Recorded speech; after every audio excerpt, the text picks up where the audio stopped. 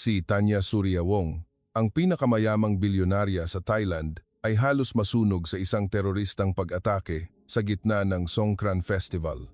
Sa gitna ng nagkakagulong pulutong, isang lalaki ang sumugod sa apoy, binuhat siya palabas sa isang makipot na eskinita pagkatapos ay naglaho na parang hindi kailanman umiral. Nagising siya sa gitna ng sirena ng bumbero, mahigpit pa rin ang hawak sa basang tuwalya na ibinigay niya. Sa kanyang dibdib ay nakapatong ang isang sombrero na may watawat ng Pilipinas, isang di binigkas na pangako. Ang Songkran Festival ng taong iyon ay kakaiba at nakakabahala. Ang mga tao ay nagsiksikan sa lumang kalye upang ipagdiwang ang tubig, ipagdiwang ang buhay. Ngunit walang sinuman ang nag-akala na pagkalipas lamang ng ilang minuto, ang lugar na iyon ay magiging impyerno. Sa gitna ng tawanan, pagpapalitan ng tubig at musika, isang nakakabinging pagsabog ang yumanig sa bawat sulok. Usok at alikabok ang bumulwak mula sa isang kariton. Sinundan ito ng sunod-sunod na sigawan, pagtulakan at putok ng baril. Si Tanya Suryawong, ang nangungunang bilyonarya ng teknolohiya sa bansa, ay papaalis sa isang kaganapan sa Kawanggawa nang tangayin siya ng nagkakagulong pulutong. Wala siyang guwardiya sa tabi niya dahil gusto niyang maglakad ng parang ordinaryong tao. Isang malubhang pagkakamali. Bago pa man dumating ang kanyang escort team, isang estranghero ang humablot sa kanyang bag, hinihila siya patungo sa apoy. Sa isang iglap, sumabog ang sasakyan sa tabi niya at siya ay bumagsak. Dugo ang bumasa sa kanyang puting seda na damit at ang ingay ay unti-unting napalitan ng nakakatakot na katahimikan. Sa mismong sandaling iyon, lumitaw siya. Walang uniforme, walang ranggo, isa lamang lalaki na may mga matang parang bakal na pinainit. Hindi siya nagtanong, hindi nagsalita ng anuman. Binuhat niya siya sa kanyang balikat na parang isang tanging premyo na kailangan niyang iligtas mula sa hangganan ng buhay at kamatayan. Makapal na usok ang bumabalot, ang apoy ay humahaplos sa kanyang mukha. Tumakbo siya sa isang makipot na eskinita na sapat lamang para sa isang tao, nilagpasan ang isang bakal na gate na nakakandado ng kadena at ginamit ang kanyang siko upang basagin ang salamin ng walang pag-aalangan. Si Tanya ay kalahating walang malay, kalahating gising. Nang magising siya sa kanyang bisig, nakita niya ang mga matang iyon, mga matang nakakita na sa kamatayan, nang napakalapit, ngunit nagpa siya pa ring bumalik sa buhay. Ibinaba niya siya sa isang maliit, simpleng bahay. Inabot ang basang tuwalya upang punasan ang kanyang mukha. Walang nakakaalam kung sino sila o saan sila nanggaling. Ngunit sa sandaling iyon, sa gitna ng amoy ng gasolina, usok at mga sirena sa malayo, ang init mula sa kanyang mga kamay ang nagpapanatili sa kanya sa buhay na ito. Sinubukan niyang hawakan ang kanyang kamay nang siya'y magising, ngunit umalis na siya, iniwan lamang ang isang maliit na bagay na maayos na nakapatong sa kanyang dibdib, isang sombrero na may kulay lupang dilaw at may watawat ng Pilipinas. Tinitigan niya ito na parang sinasabi nito, "Alalahanin mo ako, ngunit huwag mo akong hanapin." Naapula ang sunog at ang balita ay kumalat tungkol sa kaguluhan na pinasimulan ng isang ekstremistang grupo, ngunit walang sinuman ang naglakas loob na banggitin ang lalaking bumuhat sa bilyonarya sa gitna ng apoy dahil walang anumang larawan. Walang nakuhang mukha niya, walang nakakaalam ng kanyang pangalan, at walang pasasalamat na naibigay. Tanging si Tanya, ang nakaligtas, ang nag-iisang nakakaalala ng mga matang iyon ng mas malinaw kaysa sa anumang balita. Kung hindi ko siya mahahanap, isasabuhay ko ang utang na loob na ito habang buhay. Bulong niya sa sarili. Hindi alam na ang mismong lalaking iyon ay nakaupo sa harap ng isang disciplinary board, sumusulat ng ulat dahil sa paglabag sa mga regulasyon ng kooperasyong militar. Ang kanyang pangalan ay Miguel, ngunit hindi pa niya alam iyon. Pagkatapos ng pagligtas, inakala ni Teniente Miguel Migs Diaz na makakahinga na siya ng maluwag, ngunit hindi. Wala pang 24 oras pagkatapos, pinatawag siya sa kampo. Walang papuri, walang pagkamay, tanging isang emergency meeting na may kaugnayan sa paglabag sa jurisdiksyon sa isang sensitibong internasyonal na sitwasyon. Ang nagbukas ng pulong ay ang Deputy Military Attaché na may boses na kasing lamig ng metal.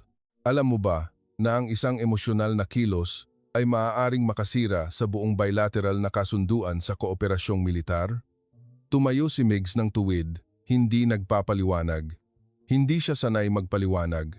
Sa kanyang isip ay naroon pa rin ang imahe ng babaeng may dugong dumadaloy sa kanyang mga kamay. Ang mukha ay puno ng uling na binuhat niya sa 3 makipot na eskinita na parang talim ng kutsilyo.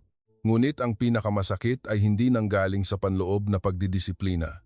Ito ay nagmula sa mga taong inaakala niyang kasama niya sa iisang panig. Isang matagal ng kasamahan ang lumapit sa kanya pagkatapos ng pulong at nangising.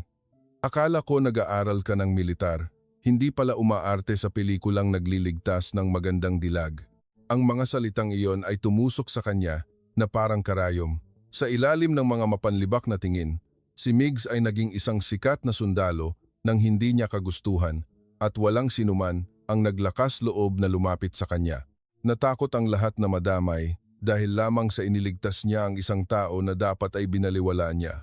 Mula noon, si Migs ay inalis mula sa pangunahing grupo ng pagsasanay, inilipat sa suportang unit upang magtrabaho sa logistic. Hindi siya pinayagan umalis ng kampo, maliban kung may utos, hindi pinayagan banggitin ang insidente sa festival, hindi pinayagang makipag-ugnayan sa iniligtas na individual, at hindi pinayagang lumitaw sa mga diplomatikong kaganapan. Ang utos ay ipinahayag na parang paghampas sa kanyang natitirang hininga. Sumaludo si Migs, hinugasan ang manggas ng kanyang uniforme na may abo, at tahimik na ipinagpatuloy ang kanyang pang-araw-araw na gawain na parang walang sunog, na parang hindi niya binuhat ang babaeng iyon sa gitna ng makapal na usok. Ngunit ang hindi niya kayang hugasan ay ang amoy ng buhok nito, ang halimuyak ng pawis na may pabango na nananatiling nakakapit sa kanyang alaala. Kinagabihan, binuksan niya ang kanyang backpack, inilabas ang basang tuwalya na ibinigay niya noon, ang tanging bagay na naiwan niya sa kanyang kamay. Tuyot na ang tuwalya ngunit may bakas pa rin ng pula, hindi malinaw kung dugo ba iyon o lipstick. Binalot niya ito sa isang maliit na bag at itinago sa sikretong kompartimento ng kanyang military backpack. Ito ang tanging pagkakataon na nilabag niya ang patakaran at ang tanging pagkakataon din na naramdaman niyang isa pa rin siyang tao. May mga laban na hindi nakasaad sa military code kundi sa pagpili na panatilihin ang sangkatauhan sa loob ng uniforme. Sumulat siya ng ganito sa kanyang personal na tala-arawan, ngunit pagkatapos ay pinunit ang pahina dahil alam ni Migs na sa paningin ng organisasyon, hindi siya bayani kundi isang pangalan na dapat kalimutan sa lalong madaling panahon. Ang balita tungkol sa pag-atake sa Songkran Festival ay lumabas ng sagana sa media. Karamihan sa mga headline ay umiikot sa mga kapabayaan, sa seguridad o pinsala sa ari-arian. Walang sinuman ang bumanggit sa sundalong nagligtas sa buhay ng pinakamayamang bilyonarya sa Thailand.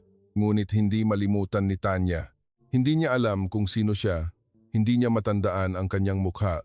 Ngunit ang sombrero na may watawat ng Pilipinas at ang paraan ng pagyakap niya sa kanya mula sa apoy na parang hawak ang buong mundo ay nakatatak ng malalim sa kanyang alaala na parang isang di maburang ukit. 3 araw, pagkatapos niyang lumabas ng ospital, nagdaos si Tanya ng press conference, hindi upang pag-usapan ang mga proyekto o merkado, kundi upang ipahayag ang isang di pangkaraniwang gantimpala. Ang Silent Hero Fund, isang pondo para sa mga nakatagong bayani. Sinumang makapagbibigay ng pagkakakilanlan ng lalaking nagligtas sa kanya ay tatanggap ng gantimpala na hanggang 1 milyong baht.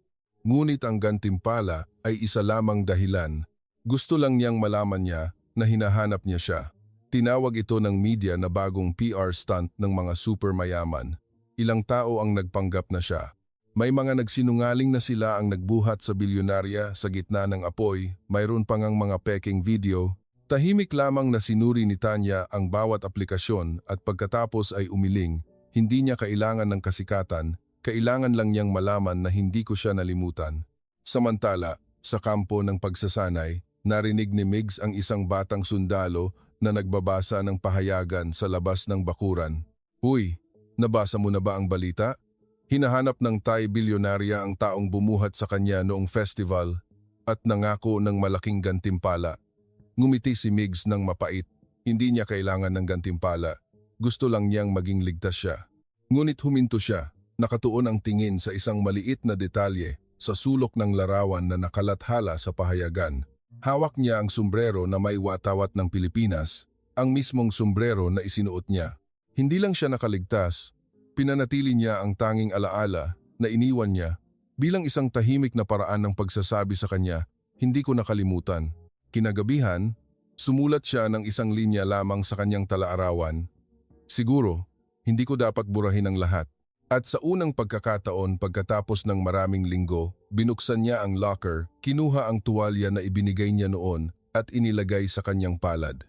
Tinitigan niya ito na parang isang liham na hindi pa nababasa. Sa ibang mundo, isang makapangyarihang babae ang binubuklat ang bawat pahina ng mga dokumento. Dito, isang sundalo ang tahimik na inilalagay sa pakete ang kanyang huling alaala, hindi naglakas loob na ipadala, hindi naglakas loob na ibalik, ngunit hindi rin sapat ang pagiging malamig upang itapon. Ang pag-ibig ay hindi nagsisimula sa isang pangako, kundi sa isang kilos na nagpaparamdam sa mga tao na maalala ang isa't isa habang buhay. 3 buwan ang lumipas, hindi pa rin natagpuan ni Tanya ang taong tinatawag niyang silent hero. Ang kawanggawang pondo na itinatag niya ay lalong lumaki, ngunit siya mismo ay nakakaramdam ng kawalan tuwing may ibang nakakatanggap ng pagkilala na hindi siya. Isang araw, nakatanggap siya ng imbitasyon upang dumalo sa isang internasyonal na kumperensya tungkol sa ASEAN Security Cooperation na gaganapin sa isang military academy sa labas ng syudad. Halos tanggihan niya ito hanggang sa makita niya ang maliit na linya sa liham kasama sa listahan ng mga bisita ang mga kinatawan ng kadete mula sa iba't ibang bansa na lumalahok sa espesyal na programa ng military exchange. Isang kutob ang nagsabi sa kanya na maaaring naroroon siya. Nagsimula ang kumperensya sa mga formal na unipormadong militar na sunod-sunod na umaakyat sa entablado upang magbigay ng watawat. Nakaupo si Tanya sa hanay ng mga panauhing pandangal, nagniningning ang mga ilaw, solemni ang kapaligiran. Halos nakalimutan na niya ang kanyang hinahanap. Hanggang sa isang saglit na tingin ang nagpaguho sa kanyang mundo. Sa isang kisap mata, ang mga matang iyon ay tahimik, matatalim, ngunit puno ng emosyon, tulad ng mga matang tumingin sa kanya sa gitna ng usok at apoy. Hindi niya matandaan ang kanyang mukha, ngunit ang mga matang iyon ay hindi niya kailanman nalimutan. Bigla siyang tumayo, nahulog ang kanyang mga dokumento. Ang mga nakapaligid ay lumingon, iniisip na nahilo siya. Si Migs naman ay nakatayo sa likuran ng hanay ng mga kadete, hindi nakasuot ng formal na uniforme, kundi bilang technical assistant lamang para sa delegasyon ng Pilipinas. Hindi siya nagsalita, dahan-dahang umatras at lumabas ng bulwagan. Nalito si Tanya, hindi siya nakatawag, ngunit isang maliit na detalye ang nagpadalas ng tibok ng kanyang puso. Ang basang tuwalya na ibinigay niya noon ay nakatiklop ng maayos, nakalitaw sa bulsa sa dibdib ng kanyang military jacket. Walang nakakaalam kung ano iyon, ngunit alam niya na iyon ay isang tahimik na pag-amin. Ako iyon. Pagkatapos ng kumperensya, hinanap niya ang bawat pasilyo, mga opisina, cafeteria, at parking lot, ngunit naglaho siya na parang 3 buwan na ang nakalipas, walang iniwan na bakas. Sa pagkakataong ito, walang usok o apoy, walang bisig na nagligtas ng buhay, tanging ang kanyang mga mata at isang tahimik na nakatiklop na tuwalya. Kinagabihan, sumulat siya sa kanyang talaarawan, "Kung talagang ikaw iyon, bakit ka nagtago sa akin muli?" Sa kampo na hindi kalayuan, tiningnan ni Migs ang kisame ng kanyang kwarto. Hindi niya kayang isipin na nakilala siya nito, ngunit hindi rin niya maitatanggi na sa loob lamang ng 1 segundo gusto niyang lumapit. Ngunit hindi niya ginawa dahil naaalala niya ang sinabi ng kanyang nakatataas.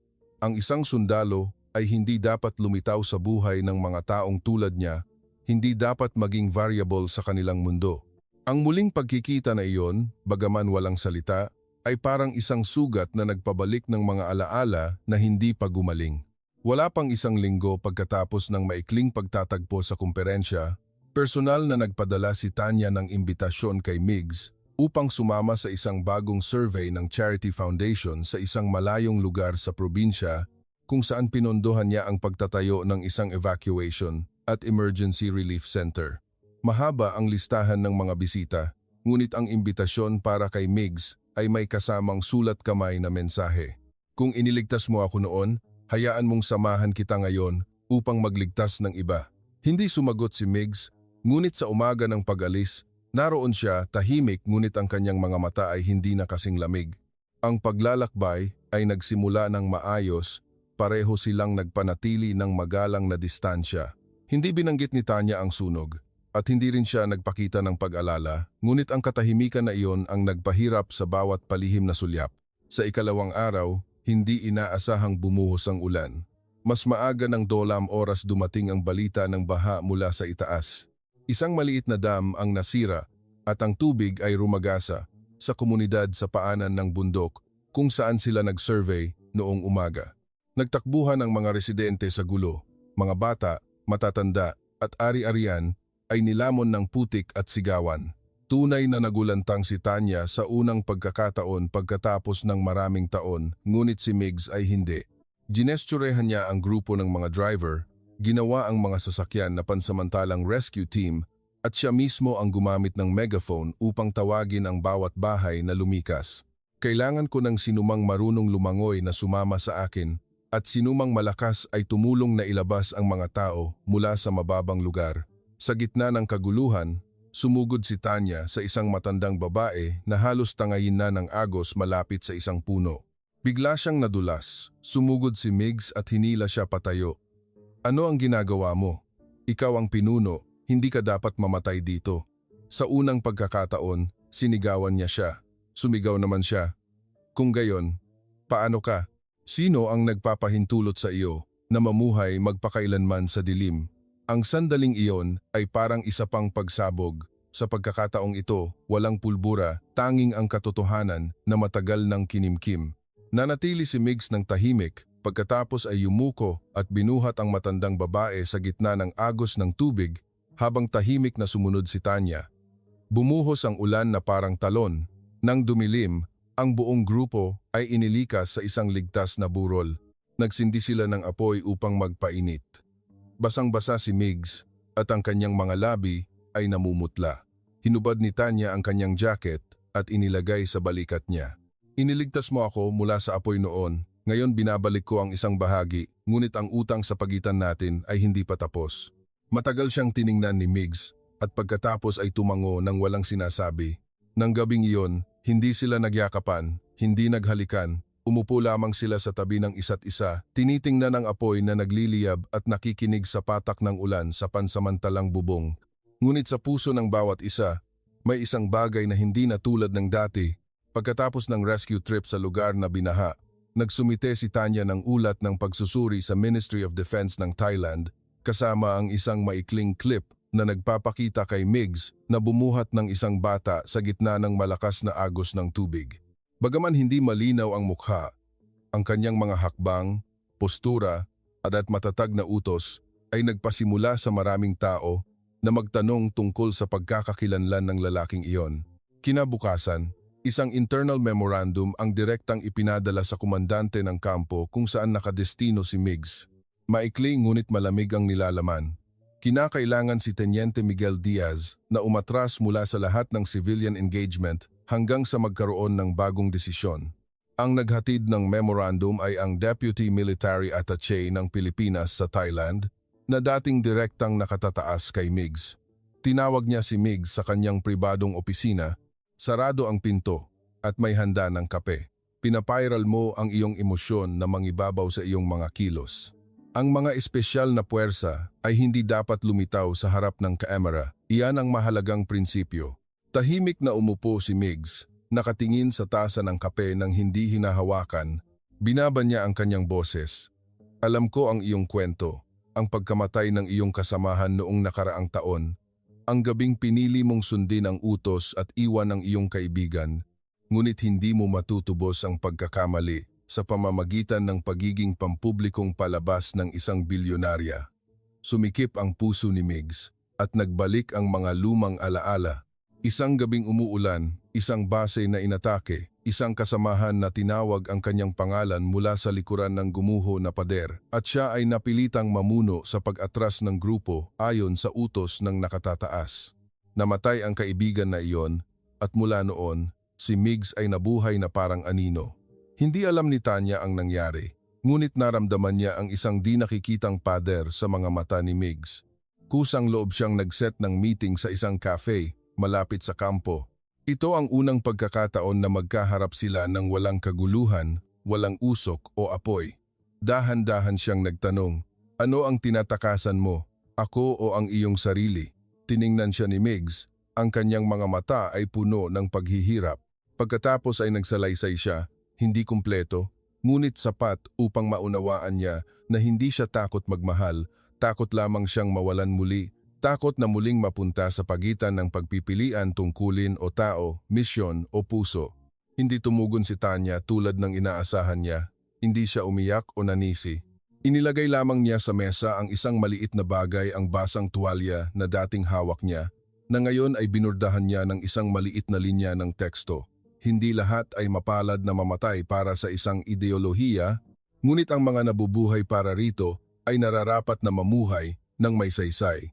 Yumuko si Migs, ang kanyang mga kamay na dating kasing digas ng bato ay nanginginig ngayon. Ngunit sa sandaling sasabihin na sana niya ang isang bagay, isang text message ang lumabas sa kanyang telepono. Teniente Diaz, maghanda para sa pagbabalik sa bansa. Emergency Reassignment Order. Dumating ang order ng napakabilis, hindi nakapaghanda si Migs. Sa loob ng 48 oras, kailangan niyang umalis ng Thailand at bumalik sa Pilipinas, walang paalam, walang pamamaalam, walang paliwanag. Sa gabing bago siya umalis, umupo si Migs ng mag-isa sa kanyang kwarto, tinitingnan ang maliit na tuwalya na may bahid ng tinta na nakalagay sa tabi ng kanyang lumang name tag at mapa ng lugar kung saan siya nagmisyon sa hangganan ng Laos. Muling kinuha niya ang lahat at inilagay ng malalim sa ilalim ng kanyang backpack. Samantala, si Tanya ay hindi nagpadala ng email, hindi tumawag. Lumipad siya ng diretso sa Pilipinas sakay ng kanyang pribadong jet. Isang aksyon na nagdulot ng alon ng usap-usapan, ngunit hindi niya pinansin ang iskandalo. Dumating siya sa kampo kung saan magre-report si Migs. Sa harap ng gate, sinabi lamang niya sa guwardiya, "Hindi ako naririto para labagin ang mga patakaran. Naririto ako para ibalik ang katotohanan." Hawak niya ang isang folder ng mga dokumento at isang video na kinunan gamit ang lumang kamera ng telepono. Ito ay larawan ni Migs na mag-isang pinangungunahan ang isang grupo ng mga tao sa isang binahang kagubatan. Ang bata ay nasa kanyang likod, ang matandang babae ay nasa kanyang balikat, at ang ilaw ng kanyang headlamp ay sumasalamin sa tubig ulan. Isang eksena na hindi kailanman inilathala ng pahayagan. Hindi humingi ng direktang pakikipagkita si Tanya. Iniwan lamang niya ang video at isang mensahe. Kung ang isang tulad niya ay isang diplomatikong variable, kung gayon ang buong mundo ay nangangailangan ng mas maraming ganoong variable. Pagkalipas ng 2 araw, bigla ang ibinahagi ang video sa isang internasyonal na military forum. Ang nag-post ay walang iba kundi isang dating opisyal ng Thai na dating iniligtas ni Migs sa isang pinagsamang operasyon noong nakaraang taon. Sumulat siya, "Hindi ko alam ang kanyang pangalan, hindi ko kailangan ang kanyang reputasyon, ngunit may utang na loob ako sa buhay ng sundalong ito at ngayon na ang oras para bayaran ko ito." Ang alon ng mga komento ay hindi nanggaling sa publiko kundi sa mga taong nagtrabaho sa sistema, mga taong alam ang kanyang pangalan ngunit hindi kailanman naglakas loob na sabihin. Isang retiradong tagapayo ng militar ang nag-post pa nga ng publiko. "Marami na akong nakitang mahusay na tao, ngunit ang isang tulad niya na kayang isakripisyo ang lahat ng kaluwalhatian upang mapanatili ang kaligtasan ng iba ay isang bihirang uri ng tao." Sa isang hindi regular na pulong sa pagitan ng 2 panig, isang bagong direktiba ang inilabas. Pinayagan si Teniente Miguel Diaz na manatili at lumahok sa Filipino-Thai Exchange Training Program, ngunit hindi siya pinayagang magsalita, hindi pinayagang lumitaw sa kamera. Lahat ay mananatili sa simbolikong antas na hindi ginagawang pampulitika. Nanatili si Migs nang tahimik nang matanggap ang abiso. Walang sino man ang nagsabi ng dahilan ng pagbabago, ngunit alam niya na siya ang nagpilit sa katahimikan na magsalita. Kinagabihan, nakatayo si Tanya sa harap ng gate ng kampo. Sa ikalawang pagkakataon, walang bulaklak, walang salita ng pag-ibig, tanging isang sulat kamay na sobre ang inilagay sa kanyang harapan. Sinabi niya, "Nang buhatin mo ako mula sa sunog, Akala ko patay na ako, ngunit sa totoo lang, binuhay mo ako. Pagkatapos ay tumalikod siya nang hindi naghihintay ng sagot. Binuksan ni Migs ang liham na naglalaman lamang ng isang linya. Kung mawawala ka ulit, ako ang hahanap sa iyo. Ang pagkakakilanlan ni Migs ay sa huli ay nakumpirma. Hindi sa pamamagitan ng isang opisyal na pahayag, kundi sa pamamagitan ng tahimik na pahintulot ng mga taong kanyang iniligtas at ng isang babaeng tumangging manahimik. Ang kwento tungkol sa walang pangalang sundalo na nagligtas sa bilyonarya ay kumalat sa buong social media. Ngunit ang kakaiba ay walang malinaw na larawan ng kanyang mukha. Alam lamang ng lahat na siya ay isang tahimik na Pilipino at tinanggihan ang lahat ng imbitasyon na lumabas sa media. Maging si Tanya ay walang isang litrato kasama niya. Sinabi niya sa isang panayam, ang ilang tao ay isinilang para maging sikat habang ang iba ay isinilang upang protektahan ang iba, tahimik ngunit mas dakila kaysa sa anumang entablado. Pagkatapos ng maraming debate, nanatili si Migs sa programa ng kooperasyon ngunit hindi na nasa front lines. Humiling siya na mailipat upang magtrabaho bilang Strategic Logistics Consultant, isang posisyon na kakaunti ang pumapansin ngunit angkop sa isang taong hindi gusto ang mga kamera. Sa huli, naghanda na rin si Tanya upang umalis. Natapos na ang kanyang proyekto sa Pilipinas. Bago ang kanyang huling paglipad, pumunta siya sa kampo. Sa pagkakataong ito, hindi niya siya nakita kundi upang maglagay lamang ng isang maliit na puting bulaklak sa harap ng walang pangalang pader ng karangalan sa lugar ng pagsasanay. Sa tabi nito ay isang sulat kamay. Sinabi mo minsan na hindi ka kabilang sa aking mundo, ngunit naniniwala ako na sa isang lugar, nagtagpo ang iyong mundo at ang akin, at hindi ko hahayaang mawala ito na parang hindi kailanman umiral. Hindi siya hinatid ni Migs.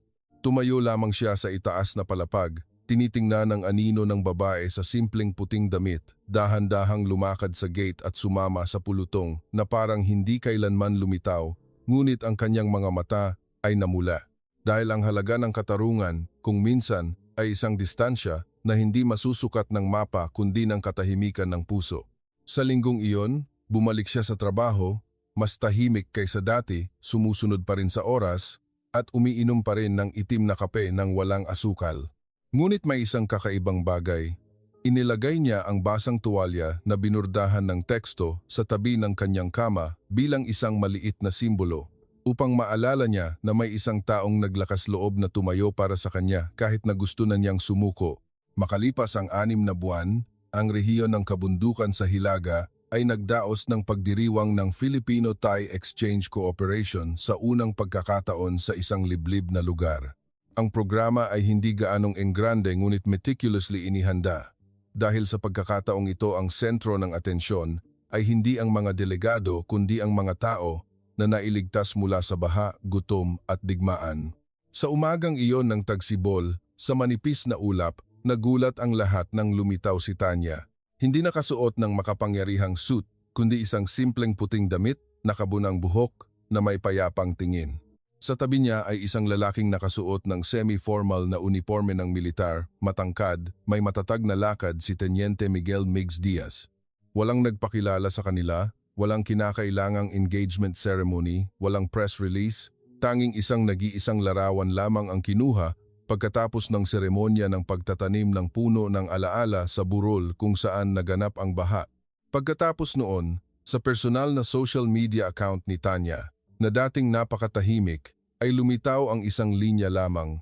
Natagpuan ko na ang taong nagpaparamdam sa akin na hindi na ako kailangang maghanap pa. Tinanong ng mga tao kung kasal na ba sila. Hindi siya sumagot. Tinanong ng mga tao kung tinalikuran niya ang militar. Ngumiti lamang siya. Makalipas ang ilang buwan, isang bagong proyekto na pinangalanang Bahay Paglingap ang itinatag sa rehiyon ng Hangganan, isang lugar na nagtuturo ng survival skills at emergency evacuation sa mahihirap na kabataan. Ang logo ng sentro ay isang nakatiklop na tuwalya at isang lumang sombrero ng sundalo. Sa batong plaking naglalaman ng mga pangalan ng mga tagapagtatag, mayroon lamang isang maliit na linya na nakasulat sa kamay. Hindi kailangang alalahanin ang pangalan ng sinuman basta't may nakaligtas. Hindi na bumalik si Tanya sa limelight ng Jet Set Society, hindi na tumanggap si Migs ng karagdagang medalya. Ngunit ngayon ay magkasama silang nabubuhay, para sa isang bagay na mas malaki kaysa sa kanilang sarili, isang legacy na hindi nangangailangan ng entablado. At ang tunay na pag-ibig, hindi kailangan ng deklarasyon, hindi kailangan ng pagpilit, kailangan lamang ng sapat na lakas upang hindi bumitaw. Maglakas loob ka bang humanap ng ganoong tao at panatilihin siya kahit walang sinumang pumalakpak? Kung ang kwentong ito ay nakatouch sa iyo, ibahagi ito, hindi para sumikat kundi para ipalaganap ang tama. Kung mahal mo ang mga tahimik ngunit nakakapukaw ng damdaming kwento na tulad nito, sundan ang channel na Mga Kwento ng Buhay. Dahil dito, naniniwala kami na bawat isa ay karapat-dapat na pakinggan